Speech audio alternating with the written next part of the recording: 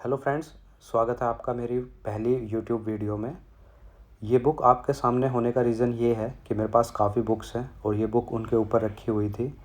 तो मैं काफ़ी टाइम से सोच रहा था कि मैं काफ़ी टाइम मतलब 5-10 साल से कि मैं बुक पढ़ूँगा, एक फ़िनिश करूँगा, उसके बाद फिर सेकंड स्टार्ट करूँगा।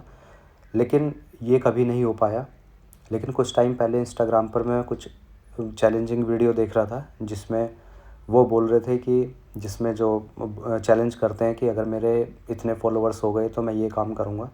तो मैंने उस टाइम पर स्टार्ट किया 1-2 फॉलोअर्स से कि जितने फॉलो होंगे मैं उतने पेज पढ़ूँगा। तो वीडियो बनाने का पर्पस ये रहा कि मैंने जब 2 चैप्टर फिनिश कर लिए तो मुझे लगा कि अब 8 से 10 फॉलोअर्स हो गए कि अब मैं डेली 8 चैप्टर पढ़ सकता हूँ और मैं पढ़ भी रहा हूँ।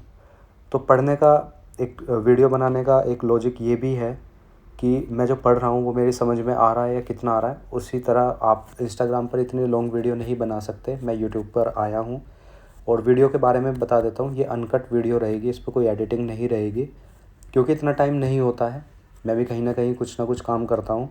तो अगर कहीं अर्थ का अनर्थ ही निकले तो एक बार को कट लग सकता है, वो इजीली लग जाता है जिससे आप वॉइस ओवर करते हैं एप्लीकेशन से, या कहीं स्टॉप हो गया। बाकी आपको कोई एडिटिंग किसी तरह की नहीं मिलेगी, ना ही ये कोई सब्सक्राइब करो या वीडियो को लाइक करो इस तरह का है।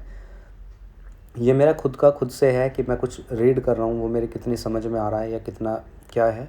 तो मैंने इसके 2 चैप्टर अभी तक पढ़े हैं। जो फर्स्ट चैप्टर का मैं आपको एक ओवरव्यू दे देता हूँ।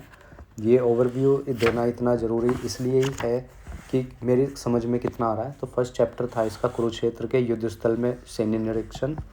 हालांकि आप में से ज़्यादातर लोग अगर बुक नहीं पढ़ी है, गीता नहीं पढ़ी है, तब भी कहीं ना कहीं आइडिया है ही कि इसमें क्या होता है। इसमें मैं इन शॉर्ट में ही बताऊंगा आपको कि जब अब कुरुक्षेत्र में युद्ध स्टार्ट से पहले तो अर्जुन कहते हैं श्री कृष्ण से, मैं श्लोक ही पढ़ देता हूँ इसमें। हे कृष्ण, कृपा करके मेरा रथ दोनों सेनाओं के बीच में ले चलें, जिससे मैं यहाँ उपस्थित युद्ध की अभिलाषा रखने वालों को और शस्त्रों के इस महान परीक्षा में जिनसे मुझे संघर्ष करना है उन्हें देख सकूं। तो ये बेसिकली श्लोक उसके बाद आता है। उससे पहले वो डिस्कस कर चुके होते हैं कि सामने दुर्योधन है, द्रोणाचार्य है, भीष्म पितामह है, मेरे गुरु, रिश्तेदार, मित्र सभी हैं। मैं इनसे कैसे लड़ाई करूँगा, कैसे युद्ध करूँगा, इनसे अच्छा तो मेरा मर जाना बेहतर है या हमें राजपाट नहीं चाहिए। ये सब स्टोरी आपको पता भी है। लेकिन यहाँ ये श्लोक आता है जब उनके बीच में जाते हैं। बीच में जाने के बाद में फिर वो कृष्ण से काफ़ी कुछ कहते हैं और उसका रिज़ल्ट ये आता है। वो मैं एक श्लोक पढ़ देता हूँ जो इसका चैप्टर के एंड में आता है।